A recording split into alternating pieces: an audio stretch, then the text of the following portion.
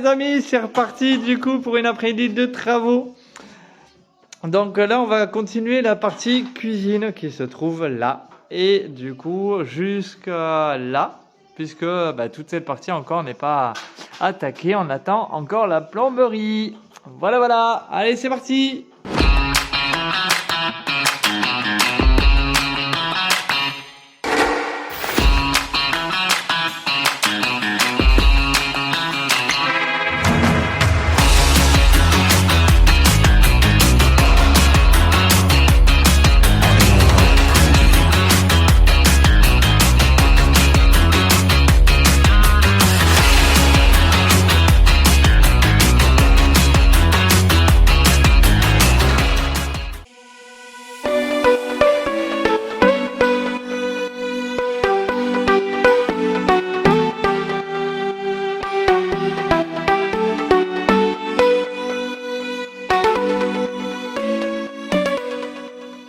Voilà les amis, c'est terminé déjà, comme vous voyez on commence vraiment à avoir le coup de main et on est une très bonne équipe. Voilà, donc là maintenant on va passer de l'autre côté, on va faire le côté compteur qu'on va commencer à railler mais rien de plus forcément parce que le compteur sera déplacé. Mais voilà, on va s'avancer parce qu'en fait ici donc du coup le compteur sera dans un placard. Donc du coup on va prolonger cette fois-ci contrairement à l'autre côté où ça sera à champ. Là on va prolonger un petit peu les deux côtés. Et après du coup on mettra deux portes coulissantes et ça sera un placard. Voilà, donc du coup on sort tout ce bordel et c'est parti.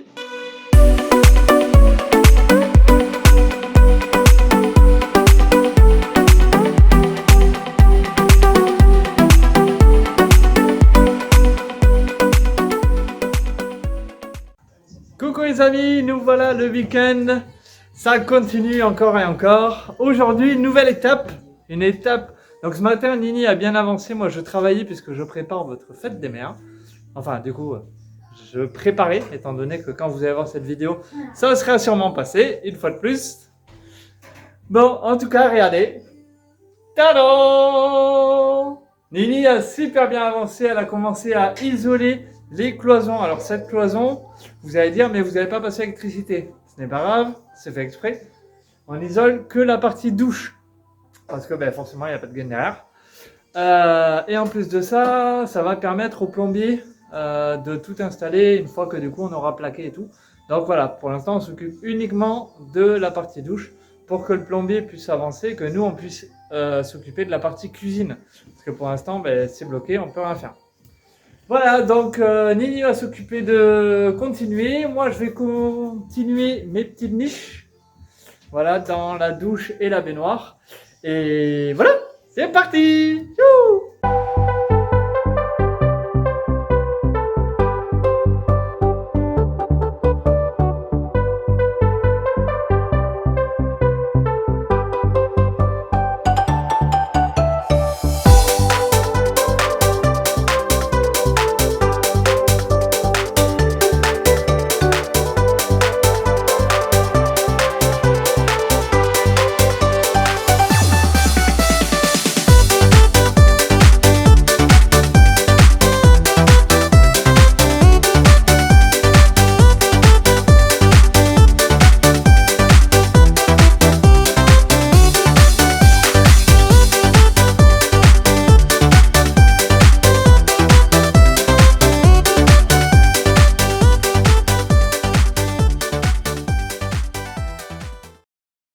Coucou les amis, nous voilà dimanche matin, on continue dans les travaux puisqu'on ne sait plus s'arrêter. C'est trop bien. Bon Nini, elle a tout défoncé hier, regardez-moi ça, c'est pas beau. Oh là. Nini qui est là, qui continue, qui fait encore des super boulots. C'est top, elle déchire ma chérie. Donc voilà, du coup les trois quarts de la douche et de la baignoire sont isolés. Moi j'ai fini les profondeurs des niches.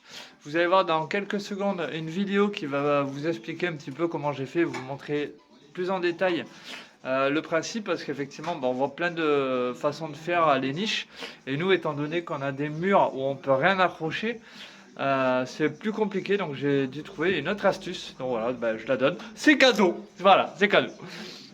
Bon, en tout cas, mission de la journée. Donc, Nini, elle finit ce côté-là en isolant. Ensuite, moi, je vais mettre les cornières sur le fond des niches pour pouvoir visser le placo du fond. Et également, ici, hop, je vais tenter de faire ma petite arche. Voilà. Qui nous servira de porte. Voilà, voilà. Allez, c'est parti. Amis, du coup, aujourd'hui, j'essaye de m'attaquer à l'arche qu'il y a au-dessus, qui va nous servir de porte et qui ne sera pas fermée. Pour ce faire, j'ai pris donc du coup un rail que j'ai pris à la dimension et j'ai rajouté environ 30 cm de plus pour avoir les retours sur les côtés. Et après, j'ai tenté, alors je ne sais pas si ça suffira, de couper tous les 5 cm. Donc pour l'instant, j'ai fait tous les 5 cm. J'ai coupé le rail des deux côtés et comme ça, on va essayer de le mettre en place et voir si ça suffit.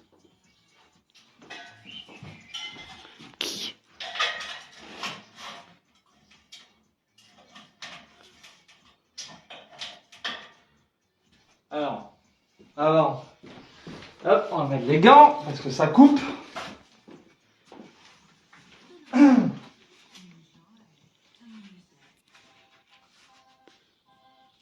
Sinon, on laisse comme ça, c'est bien. Ça fait un gros set. Surtout très bas là, non, ton histoire? Ouais, mais pour l'instant. Pour l'instant, ma biche. Ça me piquer à la gueule.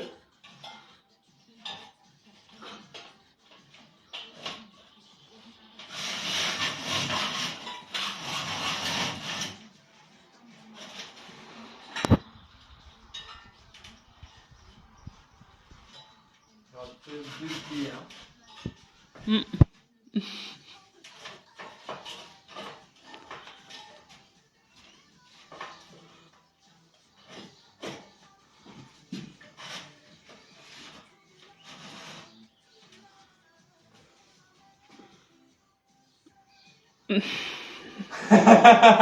Quoi? Pas mal. C'est pas très arrondi quoi. C'est vrai. Mm. Ouais. Admettons, c'est pas trop. Bon. Bon, je vais voir ce qu'il faut rectifier. Je vais reprendre dans quelques secondes.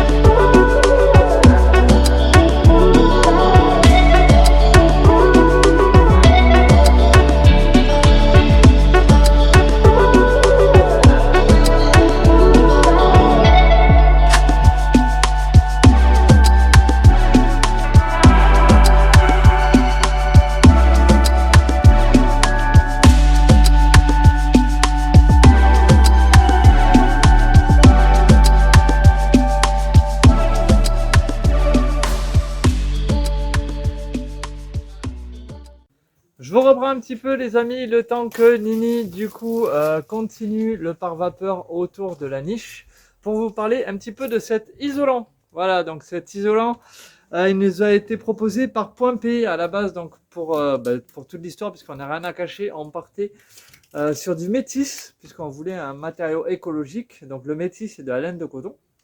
Et Point P ne travaillait pas forcément, principalement avec ce produit, mais travaillait avec le nouveau produit de chez Knauf, le Thermasoft. Donc qu'est-ce que le Thermasoft? C'est un isolant hybride. Donc hybride, pourquoi? Parce qu'il y a 3 matériaux dans le même isolant. Donc il y a du lin, je vais y arriver, il y a du coton et il y a de la jute. Voilà, 3 isolants écologiques, bien entendu. C'est fabriqué en France et forcément, ça a des valeurs beaucoup plus importantes que la laine de roche ou la laine. Voilà. Ça a ses avantages, ça a ses inconvénients. Pour l'instant, les gros avantages qu'on y voit, nous, c'est le fait que forcément, on peut travailler les mains nues et les bras nus. Il n'y a rien, il ne se passe rien, ça pique pas, ça gratte pas. On conseille quand même un masque parce que quand on fait les découpes, même s'il y a beaucoup moins de poussière que la laine de bois ou que certains isolants écologiques, il y a quand même de la poussière. Voilà, ce serait mentir que de dire le contraire. Il y en a quand même, donc le mieux c'est de travailler avec un masque. Et après, en termes de... Donc du coup, c'est des isolants qui sont en panneaux. Ils n'existent pas en rouleau.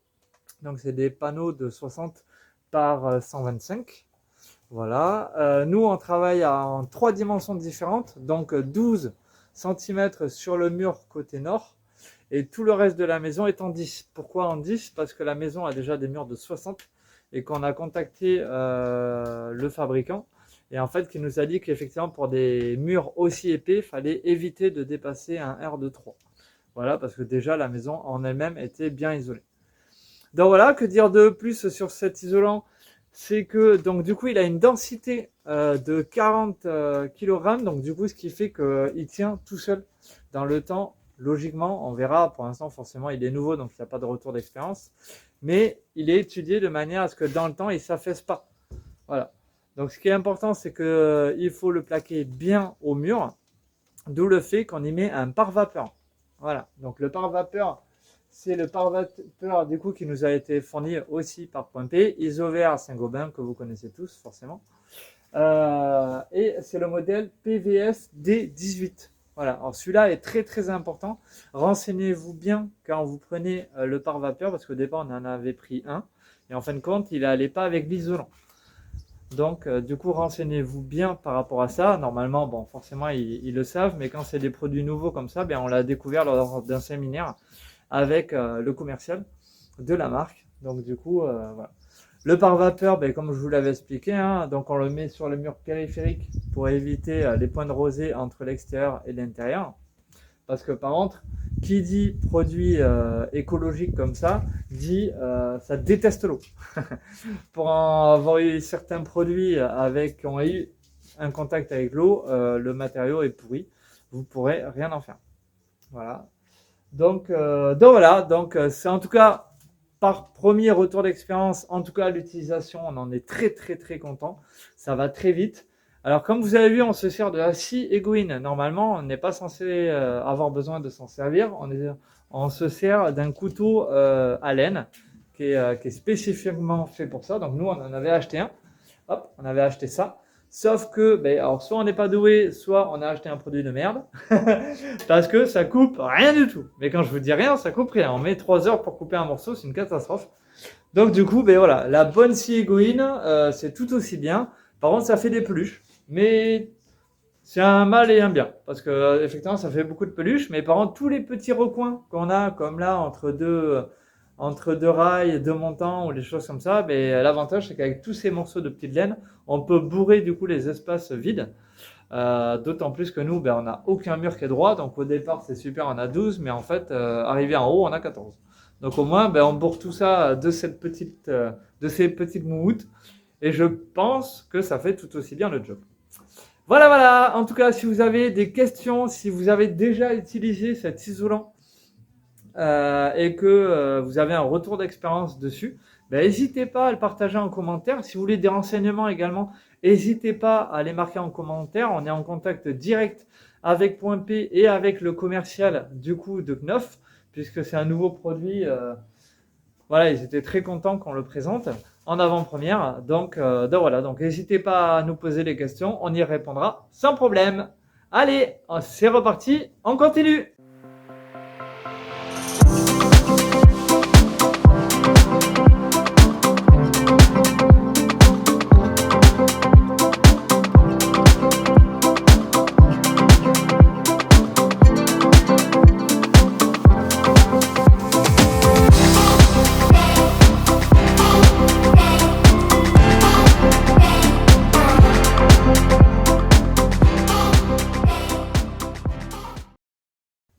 Et voilà les amis, c'est fini pour la partie douche et baignoire. Donc comme vous avez vu, on a posé le pare-vapeur.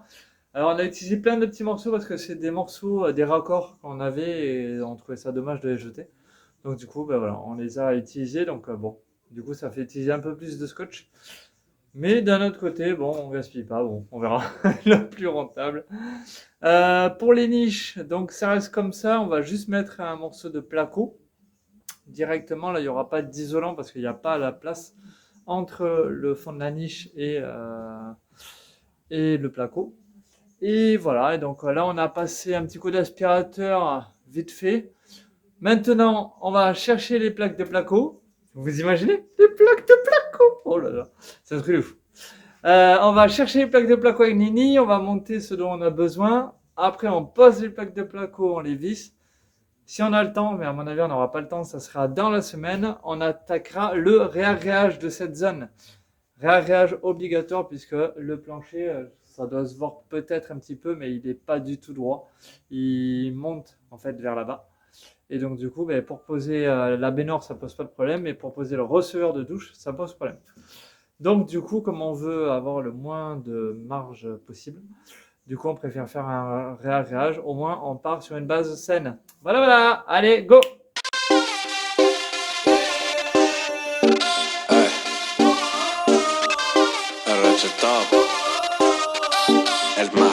No estás aquí, ando por acá. Mami, ese cuerpo me va a extrañar. Si por mí, mejor olvidar todas las cosas que tú amas. Mami, estoy empezando a pensar que todavía te hago falta. Ya te he dado cuenta que soy único como una esmeralda. Lo único que extraño es ese culo en minifalda. En ti ya no confío, tú me diste la espalda. Desde que te fuiste ha sido una escalada. Tuve que superarte, ya no quiero recordarte. Pero te sientes sola, te sientes tan solita. Tal vez te marcaré porque eras mi bellaquita. No estás aquí, ando por acá. Mami, ese cuerpo me va a extrañar. Si por mí, mejor olvidar todas las cosas que tú amas. No estás aquí, ando por acá.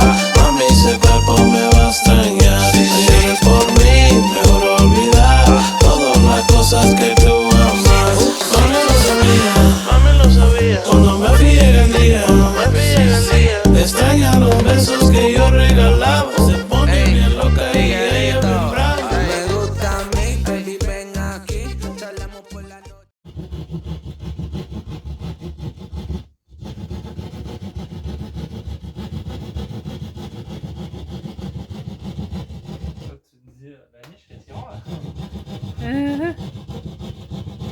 C'est ça.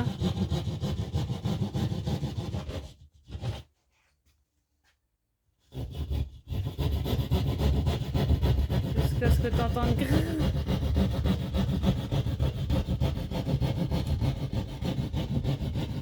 Mais oh, quand ça s'arrêtait un jour où... En fait, on coupe les montants là, non?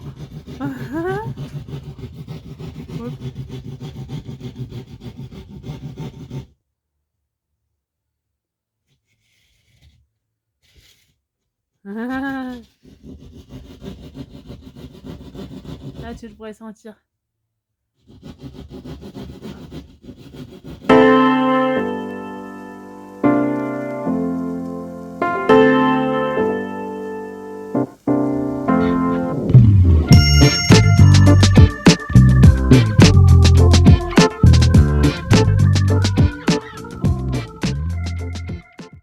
Plus de pare-vapeur. La niche, c'est un carnage. Mais sinon, ça va. Hein? Mais Qu'est-ce oui, oui, c'est de l'art contemporain.